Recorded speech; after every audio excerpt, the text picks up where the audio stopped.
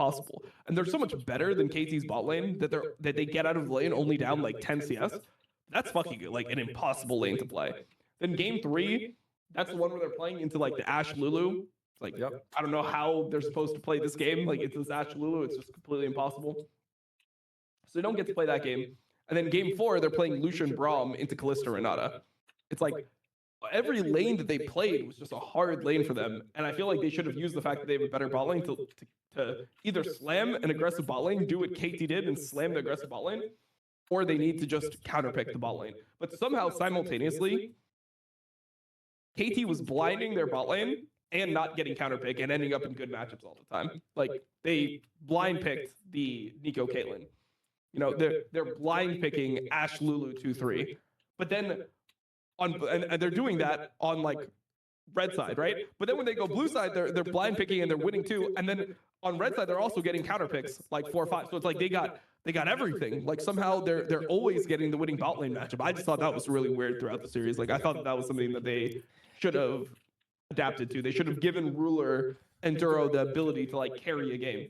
Which makes me wonder, how much were we listening to Chovy and Canyon in the draft at that time? Because Perfect is still getting his champions, right? Clearly the priority was strong bot lanes by KT. Like that's what they wanted. That was the game plan coming in. And they happened to get the 3 champions that Perfect can play, plus a Rek'Sai that he lost in, his only loss of the year. So at Worlds.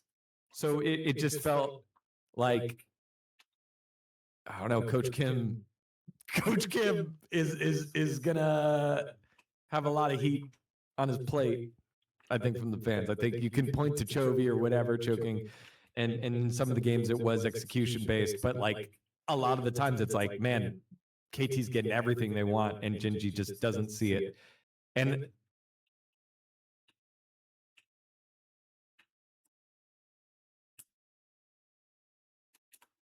it's nap time. What if your dreams could become reality? The Sandman can make your dreams come true. This can't be happening. This is totally happening.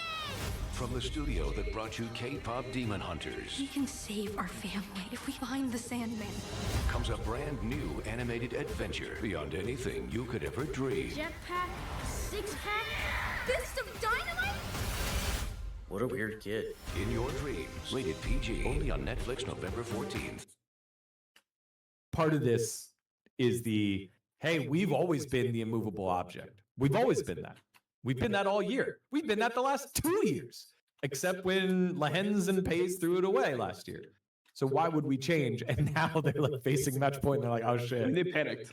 They literally just panicked. Like, you just watch the panic and choke. I mean, it just is what it is. Like, there's nothing else to say about it. They literally just fucking completely panicked. And I mean, I feel like that's the thing about T1, and that's why they perform, is like, even when they just straight up lose, they don't panic. Like, even at MSI, when they just ran out of tools, like, they'll just do their best and they'll just lose. They'll be like, okay, you guys are better than us. Like, what can we do? You know, like, they'll still play the game the way that they want to play, and they'll just run out of gas. And that's the thing about T1 is, you, like, in those moments, you see what their ceiling is. You're like, oh, okay, they're never going to be as good as peak Genji. But to win Worlds, you don't need to be at your peak. It's very rare that the team that wins Worlds is playing the best League of Legends of the entire year. You know, like, if you think about all the different patches, like, you think about the circumstances, it almost never happens where the team that wins Worlds is playing the best possible League of Legends that anyone played that entire year. And I think T1 like understands that to some degree. They're just like, yeah, like, we'll just need to lock in our champions. They know what they're good at. And when it comes to Worlds, they have all like their things that they fall back on. Guma's champion pool, like, he's starting to play Kai'Sa now, which is good, but they only pick it in like the best Kai'Sa games, right? If you give him a dream Kai'Sa game, he'll play it now. But like, if you try to ban out most of his champions, he'll fall back on the Ashe. He hasn't been playing much Xayah, but if you give him a good Xayah game, he'll play Xayah. So he's just going to be on Ashe, Xayah, Jhin, you know, just all the standard Guma picks that he's played for years, Varus, etc. And he's just going to round them off. And, you know, that was one of the things that at the beginning of the tournament, people were off on the lethality Varus. People were like, oh, this pick's just useless. Like, no one should play Varus. It's completely fucking useless. I'm Then interested. G just started playing it. Now more people are playing it, and suddenly it's like game one. We're seeing Varus's, and they're doing well. So it is what it is. Final thoughts here, Jamada on Genji. Disappointing way to go out. Like you beat H Elite, like you're playing the final. You know, you're effectively playing a version of World's Finals in quarters. You win when you don't show up, like anywhere near your ceiling on that day. Into what, by pretty much every person on the planet, besides Law, who maybe wasn't even that excited anyway, thought was just going to be a 3-0. Just yeah. It just sucks, and I think the fact that they ended up, or more specifically, Chovy ended up feeding into his own like choking narrative in like multiple different ways.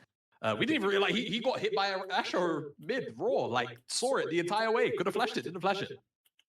Like there's actually just a long laundry list of things that he did in that series that just like so uncharacteristic that like. Chovy on every other day of the year is good to do, but he does it, you know, World Semis rolls around, that's the Chovy you get, unfortunately. So, yeah, just unfortunate. Definitely the best team of the year, but unfortunately not going to be the best team at this World Championship. There you go. Way to do the tightrope dance. Oh. I can already hear the conversations. Well, they aren't actually the best team if they lose at the World Championship. Oh man. Yeah, we have to say. I mean, that's why I feel like League is so boring.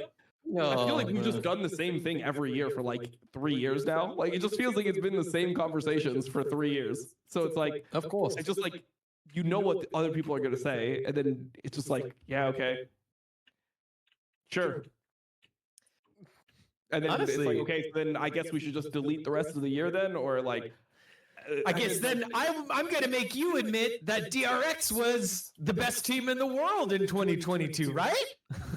Yeah, I mean that's like, and the thing is, it's T1's winning every time now, but I doubt that if we had the like, this is what I thought about. Let's say we go for the argument that only Worlds matters. Okay. Let's say that Faker had the same exact career that he had. But then since Chovy comes into the league in 2018, they swap careers. So Chovy like wins 3 random world champions. Let's say he wins a 4th one next year, right? Like he wins these 3, and then he wins a 4th, like in the reverse, the parallel universe. And Faker's up to like 15 LCK titles. He's won 2 more MSIs, so now he's what, at 4 MSIs, 15 LCK titles.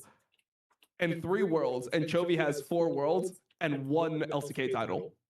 Do you think that anyone is actually calling Chovy the GOAT over Faker? If Faker is like by far, you think people? If Faker is by far the best player in the entire game, I think people would delineate GOAT and best player. I need a very important distinction to be made here. In this parallel universe, is Chovy wearing a Gen G jersey or is he wearing a T1 jersey? Because I think that all the answer very differently. I think that gives you a different answer, like very quickly to how that narrative is spun.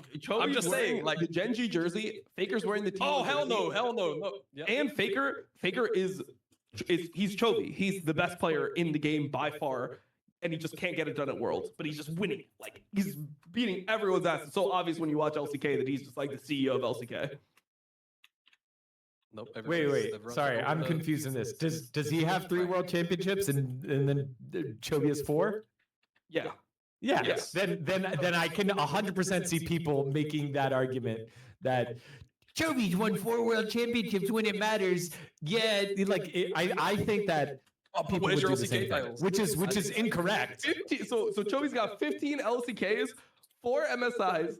He's the best player in the game, just beating everyone's ass year in, year out. And he has 3 worlds early on. He's not the GOAT.